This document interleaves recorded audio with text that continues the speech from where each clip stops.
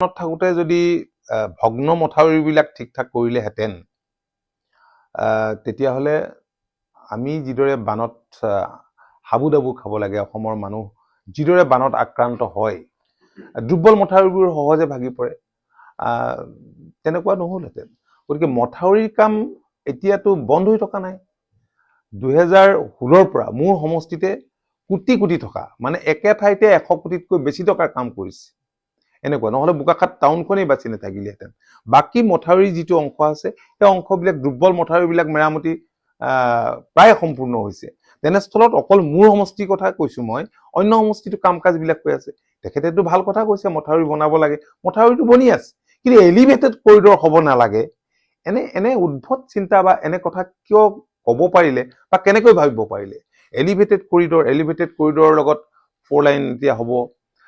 এইটো কিমান ডাঙৰ কাম 7,000 কোটি টকা খৰচ কৰি এইটো কৰিবলৈ যোৱা মানে কিয় কৰিছে তাত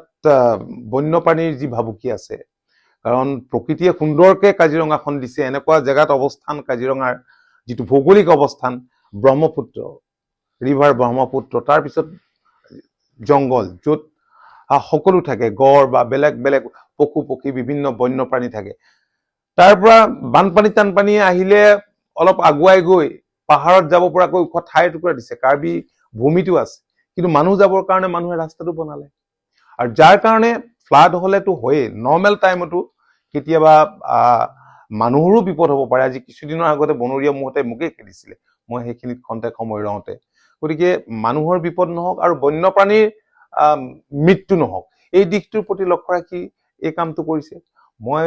দেখিছো যে তেখেত বন্যকুলৰ প্ৰতি তেওঁৰ যিটো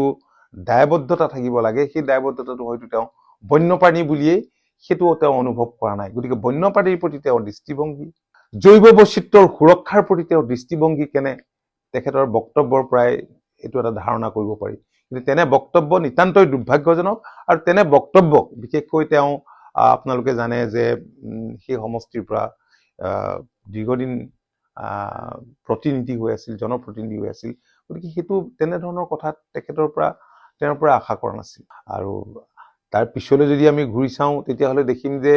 85ৰ পৰা প্ৰায় 84-85 আসনত আমি জয়লাভ কৰিছিলো আৰু সেইকাৰণে মই মাজে মাজে কওঁ যে য'ত আমাৰ শিপা আছে ৰুটটো আমি বিচাৰিম আৰু তাত আমি অৰ্গেনাইজ কৰিম আৰু সেইমতে আমাৰ দলৰ কৰ্মকৰ্তাসকলে কাম কৰিছে তাৰ মানে এইটো নহয় যে আমি ইমানকেইটা সমষ্টিত উঠিম কাৰণ আমি এলায়েন্সত থাকিলে আমি নিজেও জিকিব লাগিব আৰু এলায়েন্স পাৰ্টনাৰকো আমি সহায় কৰিব লাগিব তো এলায়েন্স পাৰ্টনাৰ হিচাপে সেইটো মই দায়িত্ব আৰু কৰ্তব্য বুলি ভাবো গতিকে সেই দিশে সংগঠন হৈ আছে গতিকে আমাৰ জিকাৰ সম্ভাৱনীয়তাটো মূল কথা হ'ল যে উইনিং পসিবিলিটি ক'ত আছে এইটোৱে হ'ব মূল কথা আৰু উইনিং পসিবিলিটি থকা সিটত আমি ডেফিনেটলি কথা বতৰা পাতিম